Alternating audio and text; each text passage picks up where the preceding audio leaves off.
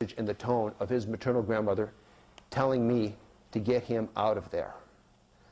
Well, at that point, Casey looked up, and his mind was made, and he said, "I want out of here. I want out." Do you sense that... Now, Mr. Farnsworth stuck his head in a second time before he did say that. I want to correct that just a little bit. So we did have 2 interruptions from Mr. Farnsworth, and I told him to close the door again, that we were still working on it and talking to Casey. So we had a second interruption from Mr. Farnsworth, and then Casey finally did decisively say, "I want out of here." And I said, "That's it, fine." Farnsworth stuck his head in again about that time, and then we had our confrontation. And that was rather heated. Yeah, it escalated rather quickly. I informed Mr. Farnsworth that we were leaving and that I was taking my son. And he said, "No, you're not. We have a contract and agreement with the custodial parent, and if necessary, I will call the police." About that time, about 2 or 3 staff members showed up, male, and stood behind Mr. Farnsworth and down the hall and blocked the door. So I was getting threatened with law enforcement in a small Utah community, which one of their staff members, from my understanding, is a former police official there. I don't know if he was the chief, but he's higher up. And there I am. And I have several staff members in Farnsworth between myself and the door.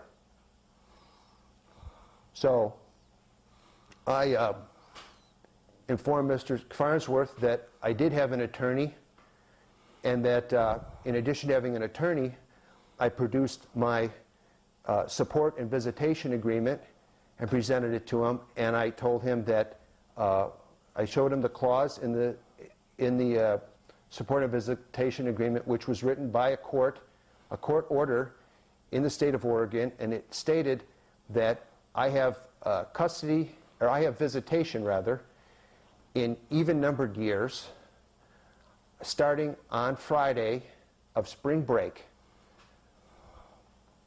and that in addition to that, further back in the document, either parent, no money can be spent out of his education fund without the agreement of both of his parents, and I had informed him that I had also cut off all the money.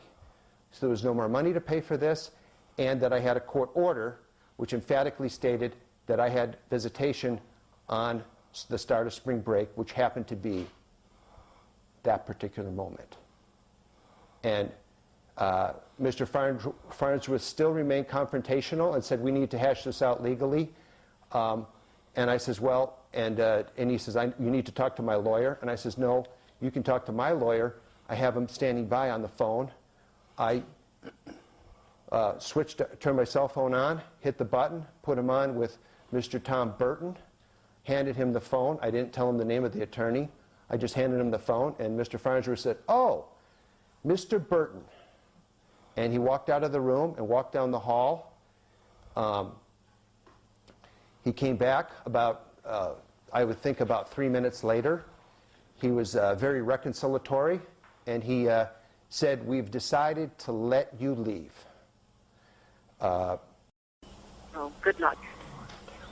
Bye. Take a break here.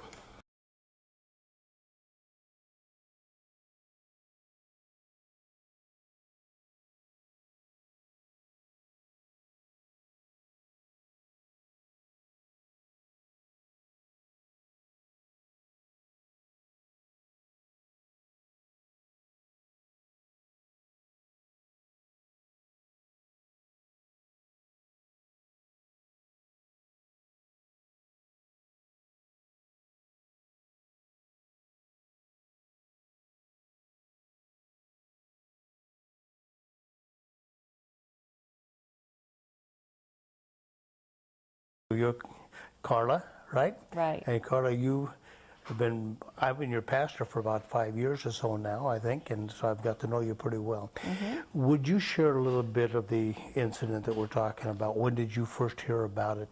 Yeah. And then I understand you did extensive investigation as well, so tell me about that. Well, I've known Casey Mike and I started going together. I think Casey was about 9 when I met him. And then, so I just wanted to kind of clarify how long Sure. I've known Casey. And, you know, he's 17 now. But anyway, what happened was, Mike said, you know, but Casey didn't, he wasn't teary-eyed or anything. I think Mike was crying so much that he couldn't even see. But Casey was very calm. And Would it be fair to say from your perspective that he was frightened? Oh, that maybe this wouldn't happen and he'd be in trouble? No, he wasn't frightened. He didn't even assume that this was going to happen. I think he thought we were there just to see him. Yeah. And if he said he wanted to go, then he's in trouble. Exactly. I Yeah. think he was still thinking like, boy, if this doesn't work, I'm in big trouble. Yep. I think that's exactly what it was.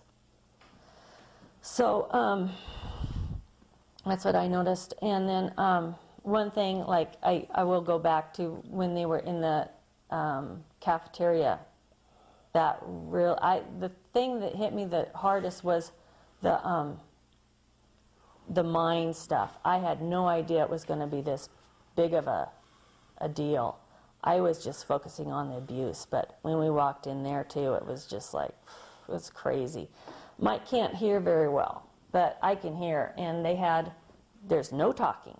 A lot of the places, there's no talking. They stand in line, there's no talking. There's no talking, and a loud, monotone voice is talking. And I asked the lady, I said, what is that? And she said, oh, that's some self-help tapes. It's not normal self-help tape. It was like a brainwashing tape, which Casey told us later on. He said, oh, he says, there's some kids that can completely repeat that, the whole thing. Subliminal Yeah. teaching going on. Yes. And he says it happens at every single meal. And he also said that when that tape stops, sometimes there'll be a break, and they like that. But Carr Farnsworth demands that tape continually plays, or another one goes right on. But it was weird stuff they were talking about. I don't know what it was, but it was like, it did not make sense. Mike said they used the word terrestrial and celestial. Yeah, it was that kind of stuff. It was like out of body kind of. Those are actually definitive terms for levels of heaven within Mormon theology. It could have been. They see 3 levels of heaven. Well, it might, and another thing I've read about too is that they do use, in the seminars, is not so much maybe the Mormon, but it's called Life Spring, and it's a form of brainwashing. And it's paraphysical, and it's removing your mind out of your body, and it's that kind of stuff. So, and then I'm not real hip on all the words and all that, all the jargon, but it is that kind of spacey stuff. Subliminal Subliminal teaching, yeah. But that was really, really upsetting to me. And also the kids, when they came in, they were using a little bit of the jargon stuff. They had it down too. And totally the mom and the son. If you'd heard it enough times, you probably would have it down, whether you wanted to or not. Yeah, so that was the thing that just freaked me out about the